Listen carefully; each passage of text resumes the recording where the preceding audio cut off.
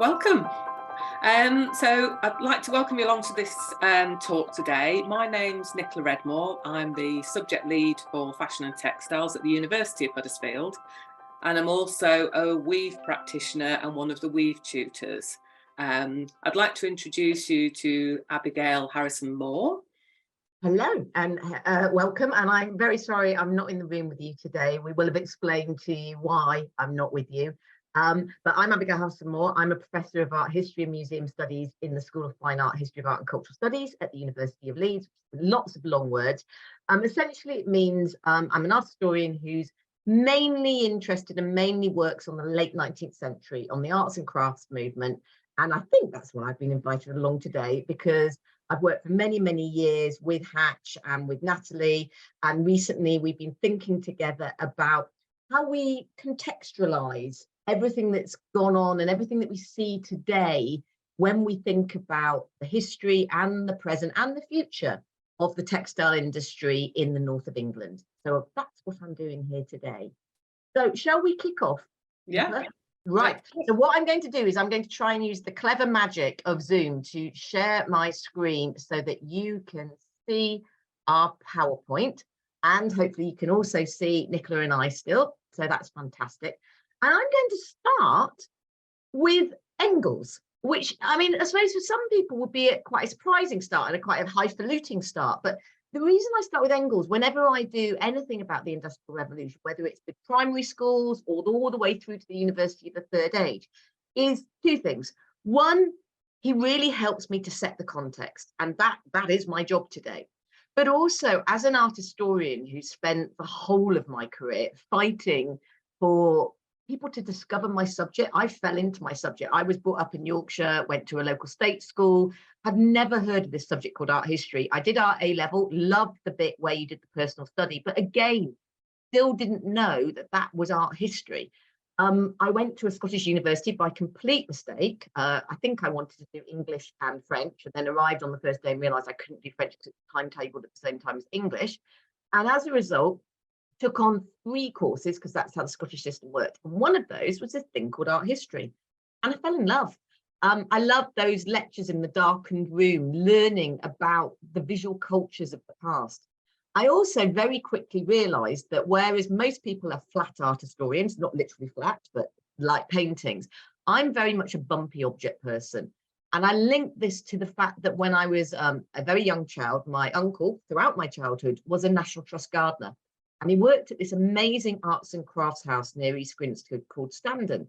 And as a child, I didn't really appreciate that. But as I went through my degree, I realized that I could study this space, these ideas, this architecture, this design that I'd been intrigued by as a child. And that's kind of been my whole career. I'm 30 years now at the University of Leeds this year, and I'm still writing, thinking and researching about the arts and crafts movement and the late 19th century. And I'm also have spent my whole career having been given this gift of art history and been given the gift of an academic career, going out across the UK and internationally to talk to people about why do we study art history. And one of the key themes I always use is it's because it's multidisciplinary. It's because when we look at images or objects or buildings, to enable us to understand them, and I do what we call the social history of art. So I'm really interested in the relationship between art, design, and people. I want to know why people make art and design, but I also want to know about why people and how people respond to art and design. And so when I'm looking at the late 19th century, I want to talk about how people were living in that period. And then, as a result, how we responded to that. So that's why I start with philosophy. And also, I start with a philosopher that you may or may not have heard of. Most people will have heard of Karl Marx. And Friedrich Engels spent most of his career not only working with Karl Marx, but supporting him financially. And one of the ironies, and we're going to talk about the theory of Marx's work and Engels' work, who very much were anti what was happening to the working classes as a result of the Industrial Revolution in England. One of the ironies was that Engels was the son of a factory owner, and the money that powered their ability to come to England, to look and think and write really important philosophical texts, like The Condition of the Working Classes in England, which was first published, as you can see from the front cover, in German in 1845, and we're going to think about that in a moment.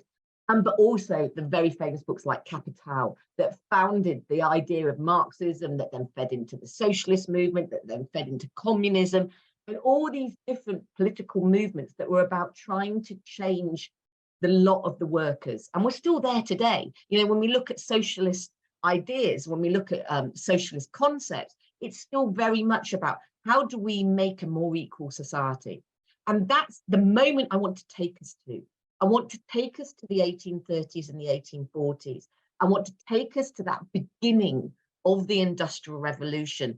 And I want to take us right bang where we are today, where you are today. I'm sitting in Leeds, but where you are today, which is the heart of the Industrial Revolution. And as proud Northerners, we all know that when, you know, at the moment, it sometimes feels that this country is dominated by London and the Southeast. We know if we go back to the 1830s and the 1840s, whether for good or for bad, the North dominated the world. You know, we think about Bradford, the city that I was born and brought up in, that was the capital city of the world in many ways at the period we're looking at. So what I want to think with you about is why. What led to that? And that's why I'm coming to Engels' The Condition of the Working Classes, because in this text, and as I say, he published this, as you can see, in 1845 in German in the first point. What he's trying to do as a German immigrant to the north of England is survey what he sees and question what he sees. So he's coming to us at this moment where we're seeing the first real impact of the Industrial Revolution. And he's thinking about it from almost from a distance. And I think that's often really important. You know, we need to step back. Often when I'm looking at art, you kind of need to step back and survey it and think about what you see. And what we're going to do together with you today is think about how you can go out into the streets where you live, the streets where you work, and look and think about how history, and particularly the history of this moment of the rise of the textile industry, created the streets, the factories, the houses, the spaces that we kind of take for granted today. And quite often we need to remind ourselves to look. Often our streets in the north now, the first layer is the shops and the banks. It's when we look up at the higher layer that we see the heart of the Industrial Revolution. And also what we see when we look up in our cities, whether it's Leeds or Bradford or Wakefield or Batley, any of these spaces, or Cleckheaton or any of these spaces, what we see when we look out is power. We are seeing the buildings that were constructed by the people who benefited the most out of the Industrial Revolution, the textile mill owners, the factory owners, the new money, the new middle classes. But what we want to think about with you today was the impact of the Industrial Revolution on the people who actually powered it. Because while a lot of texts and ideas look at the technology, they look at the industry, they look at the actual physical materiality of what made the new world, what made the Industrial Revolution, what we want to think about is people, because people made the Industrial Revolution.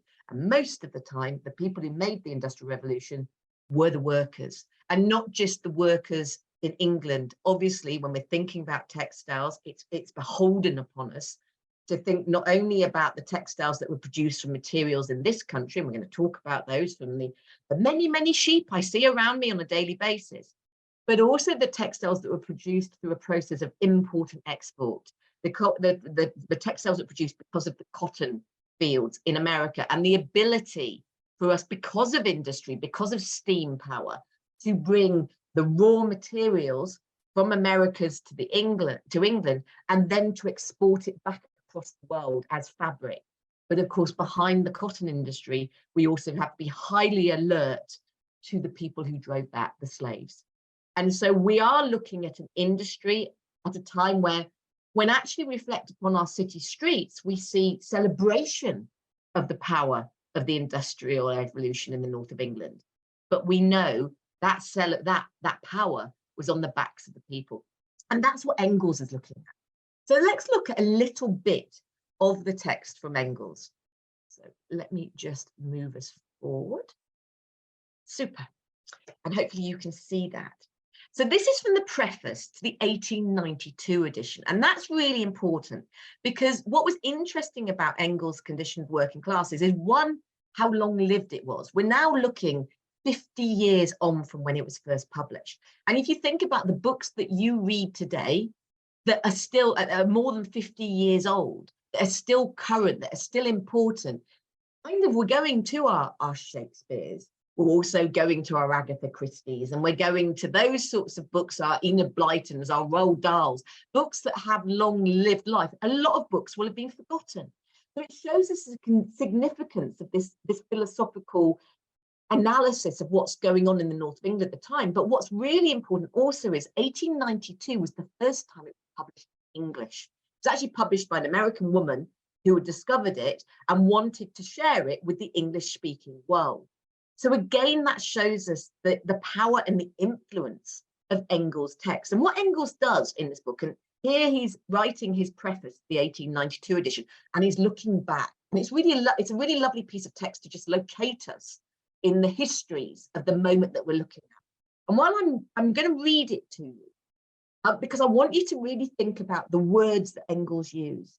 And I want you to think about one specific word. So what is the word that stands out to you in this? So Engels says, and this is the beginning of his preface, the history of the proletariat in England begins with the second half of the last century, with the invention of the steam engine and of machinery for working cotton. And those of you, most of you who are educated in the primary system in the UK will have already spotted the picture that I've put next door to this quote, which is, of course, an image of the spinning jenny. And that, as like many of us locate the beginnings of the textile industry in Hargreaves' invention over the way in Lancashire. You know, I'm in Yorkshire today, you know, in Lancashire, but we'll forgive them, of James Hargreaves' spinning jenny. And what Engels is talking about here is the next iteration of the spinning jenny, the mule. And as you know, the mule was what was enabled by steam. So we're looking at that moment of bringing together a range of industrial technologies, steam, the spinning jenny, and we have these machines that enable us to work cotton and also to weave and to work wool. So we back to Engels. These inventions gave rise, as is well known, to an industrial revolution, a revolution which altered the whole of civil society. Now, when I'm teaching this at the university, I often, because obviously I'm now working with kids who were born in, oh crikey, you know, 2004. So, you know, they don't even remember, they don't know about Thatcher, let alone thinking back to the Industrial Revolution. But when I try and make sense of this for them, I use my very elderly nature.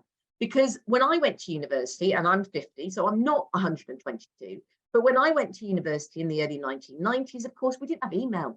I wrote my dissertation about Standard on an electric typewriter.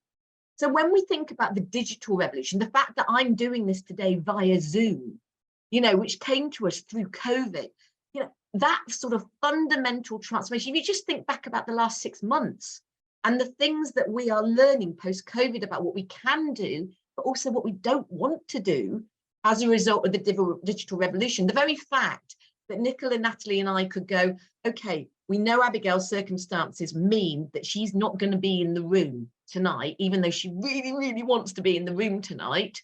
So what are we going to do about this? Well, we're going to do this on Zoom. That's like, whoa! And that helps them think about how the digital revolution was as quick to change people's lives. This happened over 30 years at the most, and the whole of society, as Engels says in this quote, changed as a result. So back to Engels. So he's talking about the revolution. He says, one, the historical importance of which is only now beginning to be recognized. England is the classic soil of this transformation, which was more the mightier, the more silently it proceeded. And England, therefore, the classic land of its chief product also, the proletariat. Only in England, says Engels, can the proletariat be studied in all its relations and from all sides. So when I'm teaching this, I'm hoping that you are going along with what most students in my room talk about, and they go, the word proletariat. And they look at the word proletariat, mainly because most people don't know what that means, because it's a strange word, but also because Engels repeats this. And also the bit that really fascinates me, the bit that really is the nub of all of this, is where he says that the classic land of England, our chief product, So when we think about products as things that we make, you know, the things that we sell, he says here the chief product is the proletariat. So at this point, we think together about, well, what is the proletariat? And as a number of you will know, the proletariat is the term that Engels uses here to describe the working classes. And that's interesting for two reasons. One, because he's talking about people as products. So at the heart of that is the ideology of Marxism, is the idea that we cannot reduce people to machines, to cogs in machines. And that what funded the arts and crafts movement. You know, people like William Morris and John Ruskin and the Garrett cousins who I work on were really fundamentally inspired by this idea we had to lift people out of the idea that they were just cogs in a machine as a result of the Industrial Revolution. That's why they went back to craft techniques, to making by hand, for all the problematic reasons that we know that is difficult, because that makes products very expensive. You know, when we machine make them, they become cheaper because we can mass produce. So product is a really interesting part of this, but also proletariat. Why is the product of this the proletariat? And why does he call them the proletariat? Well, of course, what he's trying to do here is lift them out of being defined simply by the fact that they work. If I point at you and say, you are the working classes, all I am defining you by is the fact that you do a job of work, that you do a job of work for me most of the time. You know, he's thinking about the systems of power that are in place here. People had to feel that they were just cogs in the machine, because that's why they got up every day and they went to work and they did this and they died. You know, women and children died producing these materials, but they had to feel like it was what they had to do. So by lifting them out of the definition of working class and giving them a new title, proletariat, and why I keep raising my fist is because he's giving them political power. You know, at the heart of Marxism is this idea that workers rise up, workers object to being simple cogs in the machine. So what I like about this piece of text and why I use Engels in this way is because what he does so well here is he links machinery and the changes that are taking place as a result of the Industrial Revolution to the changes that are taking place in everyday lives. And that's what we want to focus on today. So as you know, the Industrial Revolution happened quickly. And from the invention of machinery, as Engels says, like the spinning jenny, what we were able to do, what Hargreaves enabled factory owners to do, was to produce much more than simply a woman with a spinning wheel in their house could do. As you know, in the 1750s, the 1760s, we were still mainly an agricultural community. You know, when I think about this, when I think about the people who really benefited from the Industrial Revolution, I think about people like Robert Peel. You know, Robert Peel rose to the highest ranks, you might say. He became Prime Minister. But his grandfather was a farmer working in Lancashire. He sold goods around the countryside, but most importantly, he met James Hargreaves.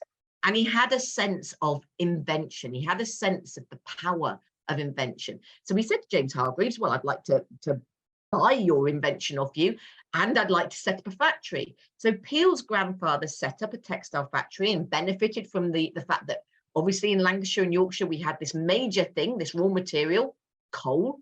We also had the raw material, sheep, and bringing them together, we were able to start to make much more than we could ever need. So we moved from a sustainable agrarian community where we basically made what we needed and what our neighbors needed, and we worked in a very small, very much agricultural space, to moving into great factories.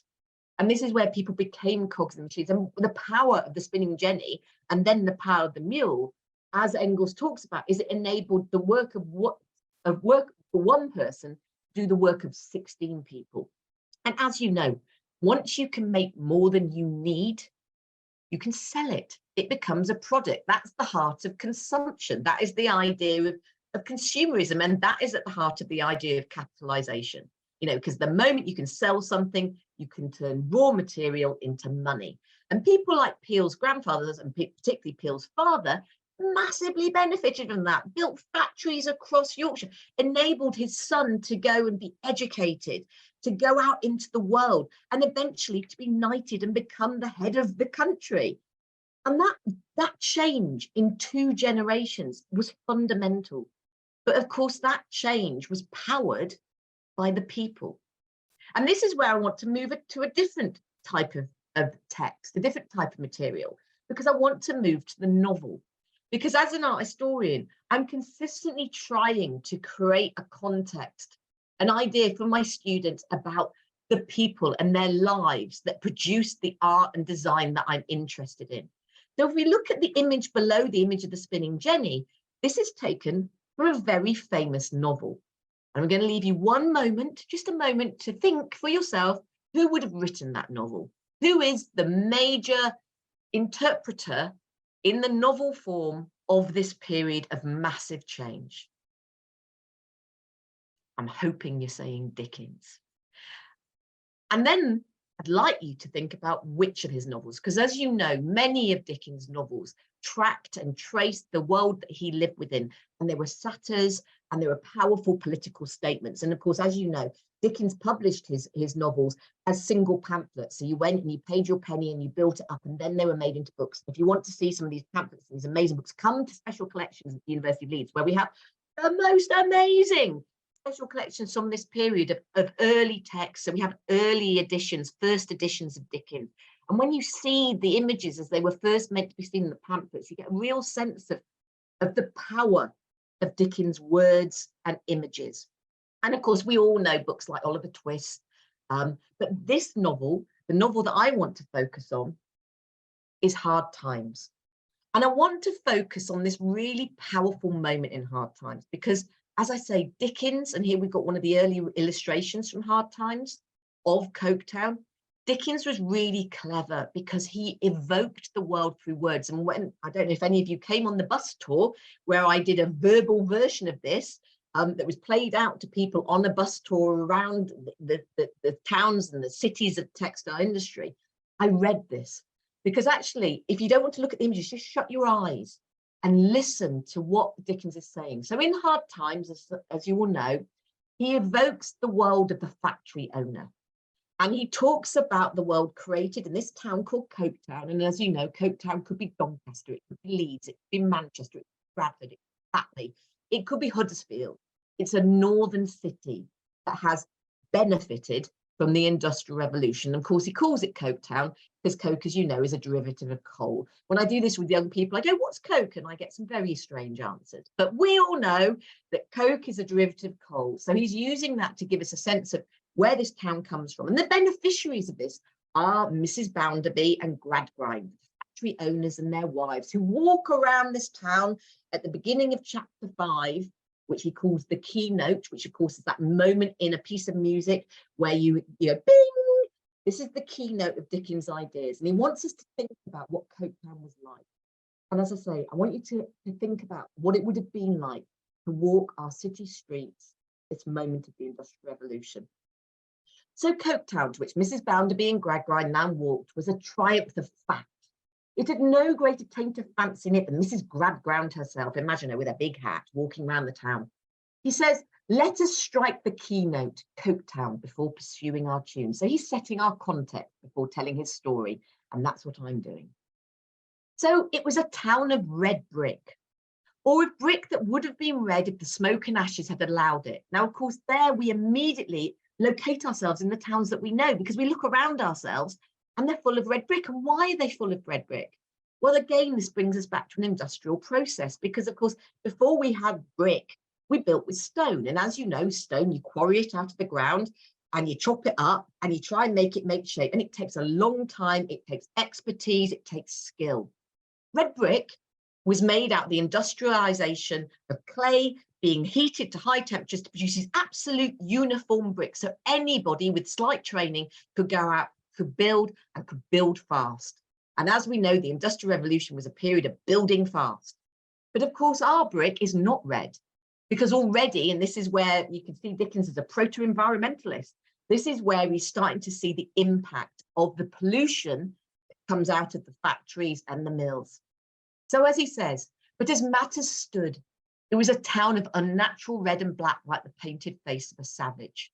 And again, I always stop there, because of course, in this text, we see racism, because this is Dickens writing in the 1840s and the 1850s, where to think about an African face is to think about something that was unknown, unknowable for many people. And of course, we're thinking about a society, a colonial society that had very different attitudes to race and identity to the ones we have today. So, I mean, I love this piece of text because when I teach it in any different environment, it allows us to think about all different issues about who we are and what we are today in relationship to the Industrial Revolution in the period of the 1850s. So it was a town of machinery and tall chimneys, out of which interminable serpents of smoke trailed themselves for ever and ever and never got uncoiled. I love that image. It reminds me of a child drawing smoke out of a chimney, but of course he doesn't use the term smoke. He says interminable serpents. And yes, that could just be snakes, but we know, and obviously the audience at the time, who the only book they probably read and the only day they had off work they had to go to church was the Bible. So immediately when he uses the word serpent, he's evoking the idea of the devil. And so he's playing with words to help us think about the evil environment of the city. It was a town of machinery. Oh, sorry. It had a black canal in it and a river that ran purple with ill-smelling dye, and vast piles of buildings full of windows where there was a rattling and a trembling all day long, and where the piston of the steam engine worked monotonously up and down like the head of an elephant in a state of melancholy madness. I love that image. I've had kids do amazing image drawings and poetry about this poor elephant in a zoo, so bored they put their head up and down. And of course that's the scale, it's that massive grey scale of the industry. But also think about the sounds. My husband was brought up in Morley. His mum worked within the textile industry. His father was a miner, and he remembers when he was born the clack clack clack of the mills. And that's again what Dickens is evoking, this sort of fully sensory experience of what it would be to be in this town. And of course, that pollution from the dye running through it. And here he looks at the lives of the people. So it contained several large streets, all very like one another, and many small streets still more like one another, inhabited by people equally like one another, who all went in and out at the same hours with the same sound upon the same pavements to do the same work, and to whom every day was the same as yesterday and tomorrow, and every year the counterpart of the last and the next. And with that, we get a sense of the streets we still see today, all those terraced houses, but also we get the sense of the monotony of the workers' lives, of the world that was the reality for those people who were funding the wealth of Mr. Gradgrind and Bounderby, the factory owners. And here we return to Engels. So this is the lived reality that Engels saw. Dickens evokes it through the novel. Here is the lived reality. Such is the old town of Manchester and the frightful condition of this hell upon earth. Everything here arouses horror and indignation. Engels talks about houses with 24 families living in them. When he opens a cupboard, it's full of poo, because he's looking at the sanitation. He's thinking about cholera, and he uses this biblical image in the same way as Dickens does, this hell upon earth. So now I've really brought you down. Now I've really made you feel really miserable. I'm going to hand over to my lovely colleague, Nicola, who will be able to bring you back up again. I'll change the slides for you, Nicola, because obviously I'm in control on the system. Thank you very much, Abigail. Smashing. Well, I think that's given us a really, atmospheric introduction to what I'm going to talk about. We're going to sort of draw some of this background information and look at it as it's framed within sort of the Kirklees area, because the Woven Festival focuses on textile innovation in this area. And a lot of the things that Abigail's mentioned about the architecture, the Industrial Revolution, we'll have a look at, the context of those today. I'll have a little bit of an explore about what happened before that, because I think some of you will be familiar with references that we see in the landscape that make a lot of sense as to why textiles has developed here. You might ask that question. It's not just about that innovation, but the geography of the place was really important. So I'll ask Abby if she'll go on one more slide. So we've got some images. So no writing here, we've gone for pictures. I think that's important to me. I'm a designer, I'm a maker, but I also, pre my academic career, was in industry for sort of 15 plus years, over the other side of the Pennines. But so my background is a sort of design, but in a very sort of industrial context, thinking about performance of fabrics. So I really enjoy learning about not just about the aesthetic of the textiles around us, but how it performs and why it does what it does, and where all those components come from and what we can do. And I think there's something that Abigail's mentioned about innovation, and that is a key theme, and one of the ones that really supports why textiles is still around us now. So the first thing I want to talk about is sort of the environment. So I mentioned that, the landscape that surrounds us. And here in the black and white picture, we see the moorland that sits around, the areas like Huddersfield. And as we'll know, any of us that live locally, we get a lot of rain, don't we? And that water is a really important factor in textiles and remains one of the key reasons that the industries that we've got have stayed where they are. We've diminished. We're not on that massive scale that we were in the Industrial Revolution, but water is still the key component. And the fact that it trickles through and is lime free, it's soft, it's wonderful for finishing cloth. And I always sort of presume everybody knows what I mean by finishing cloth, but if you look in that top left image, it's about the changing of cloth after it's come off that loom. So we saw a great picture of a loom in the Industrial Revolution. They've moved on, they've become much more mechanized, but the actual processes to soften, to change the physical characteristics, and to, I guess, tailor, that's a really key word, cloth for its end use, it's all about these finishing processes. And in the middle of Huddersfield, anybody who's driven down Wakefield Road towards the sort of big ring road will have seen a company called W.T. Johnson's on the left-hand side. And they remain one of the preeminent finishers for the whole country, not just for Yorkshire, not just for Huddersfield. People are bringing their cloth to us in Huddersfield because of the quality of the water, and then the expertise that's developed around that. So they're actually drawing that from their own boreholes, not getting it, from Yorkshire water. They've sourced their own Yorkshire water. So if we look at that landscape, we can also see that, there was the early signs of textiles are still evident. So anybody who's taken a liking to thinking, I want to live in an old weaver's cottage, will have noticed, we've got in all the villages around here, amazing stone buildings, and they've got lots of mullioned windows. So multiple sets of windows across the whole face of these cottages. They're often really tall as well. And that was to allow maximum light in, because within that space, a family would be not only living, perhaps in the bottom, in sort of the least sort of lit area, but essentially at the top, weaving, spinning before we got onto the wonderful spinning jenny. So spinning by hand, weaving by hand. And then they might have been doing this alongside their job in, farming and just earning some extra money initially. But they would then start to trade that cloth, and they would come into places like Huddersfield. They might have woven perhaps, say, 80 or 90 metres. It might have been about a metre wide. Think how long that would have taken by hand. This is before any mechanisation. But they had some sort of shuttle. It was perhaps thrown across the loom using a leather strap so they could get some sort of production rate going. But that would have been traded once a week in a place called a cloth hall, or a piece hall. So Huddersfield had an amazing cloth hall. It was round, it's sort of in the round, and would have had multiple spaces for trade. So maybe about, it was about 90 rooms, I think, in the Huddersfield one. And you would have had, hundreds of traders and, sellers coming in to buy that cloth. And surprisingly, that was typically on one day in the week. I always found that amazing. What happened with it for the rest of the time?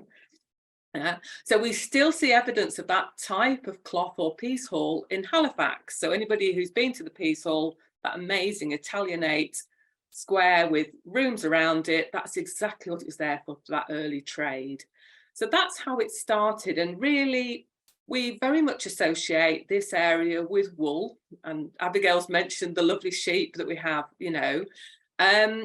And that became an excellent natural resource. And subsequently, mainly wool-based industries developed around this area. Yeah. So over in sort of Dewsbury and Batley, that was something called the heavy woolens. Oh, that's a great name, heavy woolens. They're pretty, yeah, right on, yeah. And that was, sort of coarser cloth. It might have been for blankets and things of that sort of nature, not particularly refined. Then in Huddersfield area, we saw very much the worsted industry. So this is a much finer type of yarn that's used to weave with. It goes through another process in spinning that gets rid of all the hairiness. So it becomes really long and lean and smooth and super, super fine. Yeah, so we create with worsted woven and sort of spun yarns, things like the suitings that we see in places like Savile Row. And that's a key part of the industry that continues now, so we've kept that expertise. Our biggest competitor is probably the Italians in that respect. Yeah. So, but it wasn't entirely just woolens and worsted. There were silk industries, there was cotton over here. We always presume it's cotton, Manchester, wool, Yorkshire. Wasn't as simple as that, but it should be admitted that I think we have kept the worsted industry to be our real area of expertise, and that's really important. And at this stage, that these sort of early workers, before they got to that industrial revolution, saw themselves as real craftsmen. They were, very proud of their skills, that they had learned something was beyond that sort of farming techniques. They got something that was really special. So the Industrial Revolution, when it came along, saw some real conflict, and we have, sort of conflict in terms of major turmoil. And anybody who's heard about the Luddites will know there was a big protest about the mechanisation that Abigail's mentioned, and a few deaths, a bit of murder, very sort of, meaty stuff to get your teeth into. And luckily, subsequent progress in the industry hasn't seen such death rates, so we've been a bit sort of more accepting of that. So I'm going to ask Abigail to sort of move on a slide so I can just go on to the next part. Yeah. We've got a small version and then we're going to do a large. Fab. Thank you. So how did we sort of develop skills, when that industrial revolution was happening and subsequently? So this particular slide, I've got some images here, and the little building in the middle there is one of the mechanics institutes. And you may be familiar with these and you will have seen them dotted around. This one's in Marsden, this one's in Huddersfield, in Dewsbury and Batley. And these were set up to sort of educate, I suppose, predominantly the men of the industry, not just in sort of technical side and industrial side of the industry, but also in designing as well. So at this stage, sort of design was seen as quite a, I suppose, tight and technically adept sort of skill. You had to do it in a certain way, and these were the rules in which you did that. So on the left-hand side at the bottom, they will see these are actually some old notebooks. I seem to get people getting in touch with me and going, I've got some stuff, I need to get rid of it. Would you like to take it on? And I love looking at things like this. So here we see a little notebook of traditional types of checked cloths, things like a dog's tooth check here. And what you would have done is actually spent time analysing these as you were learning. And on the left-hand side in red on that image, you'll see that's the peg plan or lifting plan. So how the threads actually interlaced within that particular cloth. So they would have spent hours and hours rigorously learning all the basics and how to, reproduce all these types of qualities and how to analyze a cloth. I must say that very, for my course students, I still make them do fabric analysis. I think it's a bit of a dying skill, but it's about being a detective, and learning about the industry around you, or the opportunities, or how you can change something is, continues to be really important. Gives you a great foundation for your particular development and innovation going forward. They also looked at ornament, and on the left-hand side of the little image at the bottom, we see sort of guides as to how to set out pattern and how to make repeats. Some of this sort of stands today, you know, might use some of these basic brick repeats and things, particularly in sort of print and in jacquard design. But, you know, it's sort of very sort of controlled at that stage. There was a little bit of education of females, but not necessarily in these respects. So they were pretty much left to other roles, I guess. I think the other thing to just have a look at here is the importance, and Abigail's mentioned sort of some of the migration of people into the industry, but that was, it has, I suppose, had multiple phases. We perhaps saw the migration of the Irish coming in the early 1800s, then some German migration, maybe Engels was one of those. And they were very much the merchants, perhaps, that worked within places like Bradford. So they brought those sort of skills, where the Irish were more sort of casual labour. Then we saw some, you know, sort of Eastern European displacement that came in the sort of 1940s, late 1940s, post the war. And then we've seen migration from the Commonwealth. And so we're sort of much more familiar with that story. And I think importantly, we see, you know, those particular migrants still really an important integral part of our industry today. So this top image here sees some spinning going on, and we've got a guy here who's probably, I think, worked at this particular company for well over 40 years. So they've got an amazing amount of knowledge and expertise that they brought in. So textiles has shrunk, you know, dramatically as an industry, and that's partly because that cost of labour is not something we could sustain. So we've gradually offshored our textiles, you know, further and further away. So we started off with, you know, let's produce them in Europe, and let's produce it in Eastern Europe. Let's go to the Far East, you know, China and India. We're seeing some bringing back of that. It's called reshoring, and sort of trying to take greater ownership of textiles, and the provenance and the story behind textiles is really, really important, you know, and that's how companies are differentiating themselves, and they're reducing those, you know, air miles, ship miles. Most things are shipped nowadays. And we're seeing a lot more companies starting to take control again of all stages of the process. And this is something that's called, oh, my brain's just gone then. That's terrible, isn't it? I'm going to think in a minute. Anyway, it'll come back to me in a second. That's my brain's gone. So all processes within the manufacturing. So you might find now a company that just used to weave wants to spin their own yarn. They want to dye that yarn. Yeah. Then they're going to weave it, and then they'd like to finish that cloth themselves before they sell it on. Yeah. So that ownership of all stages gives you a lot greater control. Your quality is really important, and that's something that several local companies are doing in order to make sure that they are the best at what they do, and that quality is really important. Would you kindly move on to the next slide, Abigail? Thank you. So here we're going to have a look at, you know, what's happening now, and, you know, what is our sort of expertise in this area.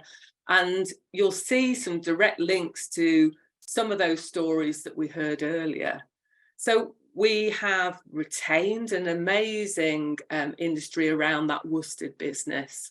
And I think if you look at that top image on here with Scabal written into that selvage, you'll see this is evidence of that fine worsteds industry. So I mentioned before Savile Row. So those of you that might not be familiar with Savile Row, that is the key street in London where all of the top tailors basically sell to their customers and create bespoke product.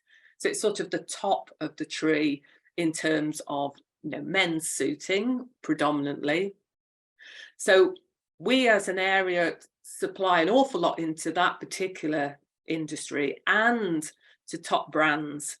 So somebody like Scabal is a label that is sort of produced and woven by a company in Newmill, just outside Holmfirth.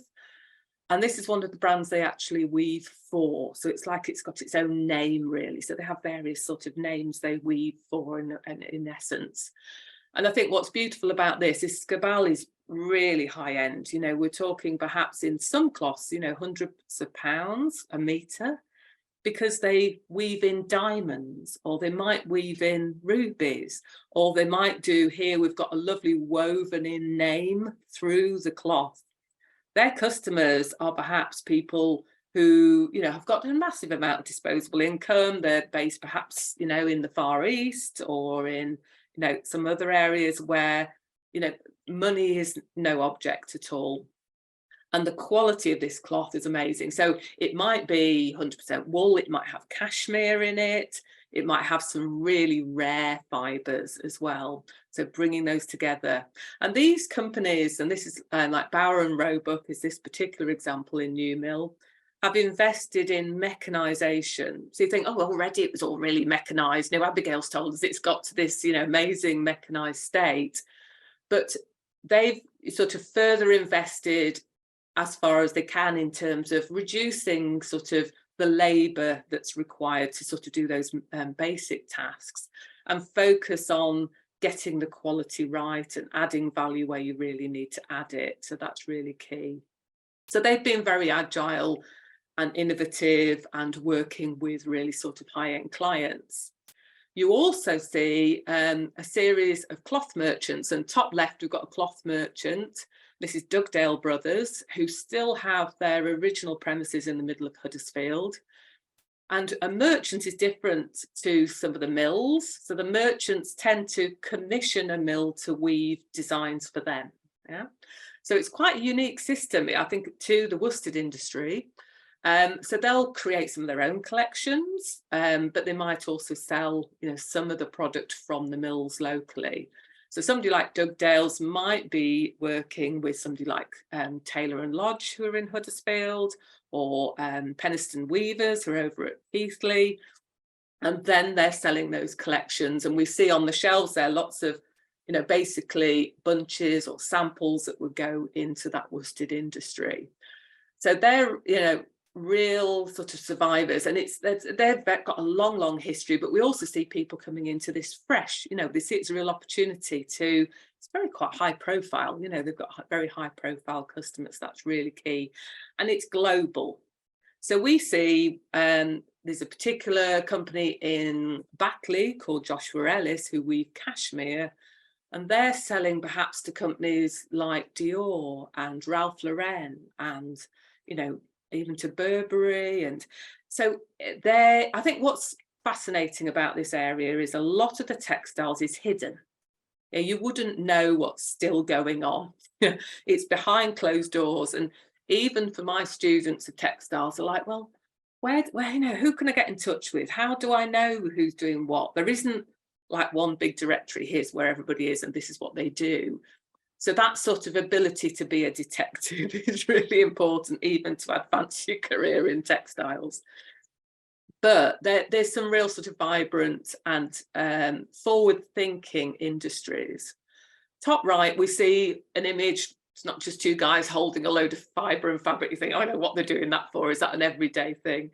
Here we see a partnership. This is between Chimera and a company called Inuio. I might spell that for you later, but their logo stands for, I think it isn't over until it is over. Yeah. And this particular guy, Mr. Parkinson, has revived the process of shoddy. So anybody who's taken the train through Dewsbury will have seen there's an amazing building on the right-hand side. So you go into Leeds, says Shoddy and Mungo. What great names. There's so many evocative names in textiles. And these were processes that were really, really important. So recycling is not a new thing, let's put it that way. It was a necessary thing at certain stages, where they would actually repurpose the offcuts from the woolens industry. So that might have been scrap fabric, redundant yarn, you know, bits of selvages, etc., to make other cloth. So they'd respin these fibres to make a lower value cloth, really, because they would lose some of the, you know, sort of refinement and quality of those. So I guess they would have been working predominantly with British wool at that stage. British wool tends to be quite coarse. That's again due to our climate. So our climate's great for finishing, rubbish if you want to have a really nice sheep with beautiful soft wool. Yeah, you have to go on holiday to Australia if you're going to be a sheep and you want to have nice wool. So all I say, if you're wearing anything woolen today, it's probably merino, and it's probably come from Australia or New Zealand or somewhere over that way. Because as much as those sheep, you think they must be sweating over there. However, the fibre grows really fine, and they aren't needing to protect themselves from the elements. Yeah. So we've seen some companies locally who have tried to take, I said, hold of all vertical manufacturing. There the other words come back to me, all parts of the process. And they've thought, oh, actually, we'd like our own flock of sheep, and we'd like to then know where that wool's come from before it's spun, before it's woven and dyed and finished. But the problem is, even if you brought some merino sheep over here, they will, their sort of fleece will change due to that environment. So it's, it's an interesting science to think about. But there's a lot of air miles then, aren't there, straight away, just with your fleece coming in. Anyway, the partnership now between Chimera, who produce high-end contract fabrics. So you think, well, what's a contract fabric? I've never heard that term. So contract fabrics are things that you might find if you're sat on an office chair right now, then that would be a fabric. If you've been sat on a train earlier today or a bus that's got fabric in it, you might have flown somewhere. They're fabrics that have to perform to a high standard within a public environment. Yeah? So they're engineered to cope with really, a lot of wear. So they've got to abrade well, they've got to be strong, they can't fade easily. If they're going into anything like a train or a plane, then their flammability needs to be really controlled as well. So Chimera are one of two manufacturers we've got in the town that look at contract furnishings. And they've come together to create a partnership where they're going to work with looking at the offcuts really of their spinning process and working with John Parkinson to come up with some new yarns. Yeah? So I think that's interesting. So we're using something that we think, oh, that was dead, shoddy, out the window.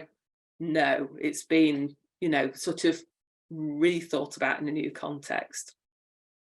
So bottom left on here, we see an image of that other contract furnishers, that's Wooltex, who are based in Huddersfield. And they're a great example of somebody who's brought everything back in-house. So I mentioned that they used to just weave. Now they've just set up a spinning mill. With, most spinning mills have disappeared from the UK. We have some fancy spinning in this area. There's a lot of sort of hand knit yarns being spun, or very sort of, fancy qualities or high quality yarns. So Wooltex decided they needed to bring everything in-house, and that's been interesting.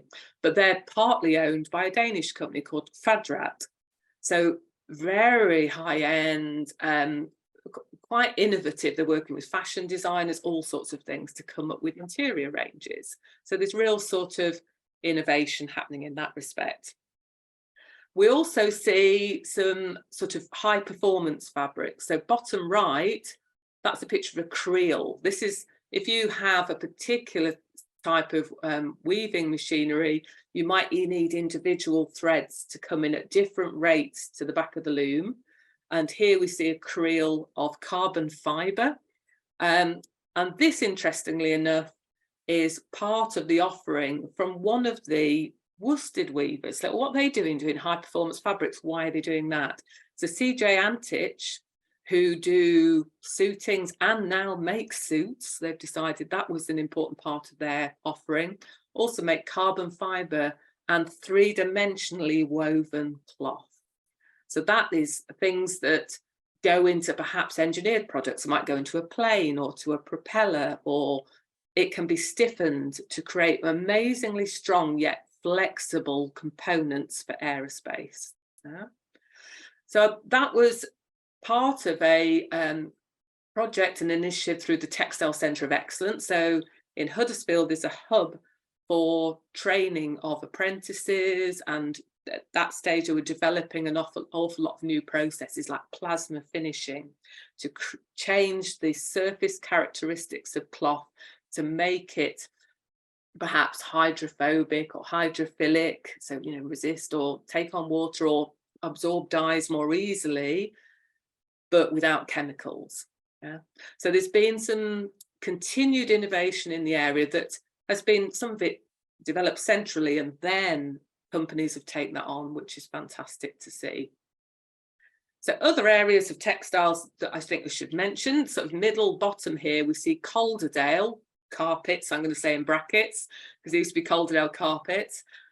They weave on the most amazing looms. These are actually looms that have been around a long time, but take fibres in or yarns in from a creel, a bit like we see on the right hand side, but it's all wool. And they have what's called an Axminster loom. Axminster, as the name suggests, references, somewhere down south, which we don't see any Axminster produced down there anymore. But this actually makes these amazing designs by nipping little tiny parts of these yarns, setting them in a comb and inserting them into this cloth. If ever you get a chance to go and see a gripper Axminster, I'm a bit of a nerd anyway about these, but it's an amazing thing to see. But they're, again, working in commercial interiors, so they're working perhaps for an airline, for hotels, very design driven, a lovely dynamic and new team. We also see industry around us. I've talked a lot about weave. There's a lot of weave in this area, and that's what grew out of that cottage industry and out of that industrial revolution. And I guess what's important to think about is that often the sort of textile techniques or expertise that we see industrially grew out of the craft of that area. Yeah. So we saw weaving in this area, lace making, knitting in Nottinghamshire area. Bradford was about actual, suit production. It's a lot of manufacture of actual apparel as well, which we don't see anymore. So, but we also see around here, we've got somebody who does amazing cloth for this sort of fast fashion industry, and that's quite rare. So M&S, not M&S. Textiles do circular knitting. So this is something like if you've got a jersey top on today, they're producing those very fine stretchy cloths that go into the majority of the stuff we're wearing. We wear a lot of knit, and knit that you probably don't recognise. It's not woolly jumper knit, it's fine jersey knit. So they're producing that type of thing. We see people like John Cottons, who are just over towards Mirfield, doing a lot of things with non-wovens. And that's things that would go into, say, quilts or mattress toppers. So things that haven't been knitted or woven. So when we talk about non-wovens, there's quite a lot of yarn spinning, and Spectrum in Slaithwaite, I should say, I live in Slowett, so I should say Slowett, is produces not just, they started off just as sort of a yarn manufacturer, but now do hand knit yarns and three-dimensionally knitted jumpers for like golf wear and things like that. So I think the important message is that, as much as this industry's become condensed, it continues to innovate. And I think that's a really important point. And to look forward, and most importantly, to think sustainably. So sustainable development of fibre uses, processes, is something as an industry we're being tasked to meet. So there's big targets, that by, say, 2030, the textiles industry needs to meet huge targets. Yeah. So people like Camira are doing this by, developing cloth that's got nettles and other bast fibres in them that naturally enhance the sort of, anti-flammable nature of something. But other people are doing it in the processing or the reprocessing of textiles. So it's a fascinating industry to be in, and I think it's sort of fair to say there's great hope for how it's moving on. We'll never become that mass manufacturing industry again. We're not going to bring everything back. We're never going to be sort of making shirting cloth unless, the world changes significantly. But we, have an amazing global reach and, a very adept and agile set of companies locally.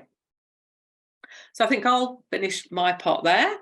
And we hope that you've really enjoyed the two aspects, I guess, Abigail. Yeah. Yeah, no, and I was just reflecting, because obviously working on the arts and crafts movement, what really links is the way that traditional techniques and crafts feed industry, but then we have decisions to make. Yeah. And I mean, I think it really talks to where we are at the moment, and the growth of also craft within the home, and again, you know, and we can talk about how COVID, but it's this need to humanize the process. But those are organizations that you've been talking about that have very much rehumanized the process and really thought about the relationship between textiles and people. They're the ones that are really successful, and they're the ones that are going to be sustainable, you know, and that's why we are producing these amazing products, but also people. You know, some of the top fashion designers in the world were born in Bradford.